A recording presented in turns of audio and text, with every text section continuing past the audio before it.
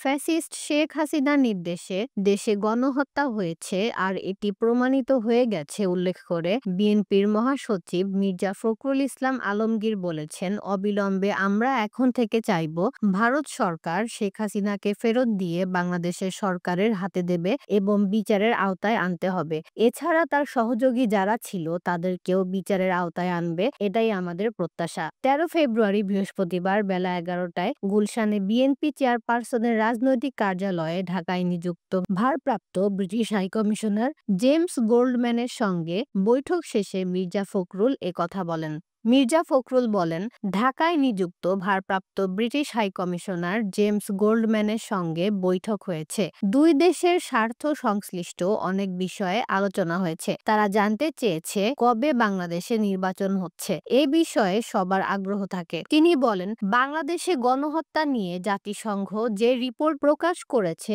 আমরা সন্তোষ প্রকাশ করেছি। যে ঘটনাগুলো সত্য এগুলো এখানে প্রকাশ পেয়েছে। আমরা রাজনৈতিক দলগুলো যখন এই ঘটনাগুলো বলি তখন কেউ বিশ্বাস করতে চায় না। সে সময় তিনি আরো বলেন, শেখ হাসিনার অধীনে যে হত্যাকাণ্ড হয় তার নির্দেশে হত্যাকাণ্ড হয়েছে, গণহত্যা হয়েছে তারই নির্দেশে এখানে গণহত্যা হয়েছে। এটা আজকে প্রমাণিত হয়ে গেছে। এদেশের মানুষকে তিনি অত্যাচার নির্যাতন করেছেন। যত মানবাধিকার লঙ্ঘন, গণতন্ত্র হত্যা সবকিছু তারই নির্দেশেই হয়েছে। সুতরাং এটা প্রমাণিত হয়ে গেছে হাসিনা ফ্যাসিস্ট। আমি জাতিসংঘের প্রতিনিধি দলকে ধন্যবাদ জানাতে চাই।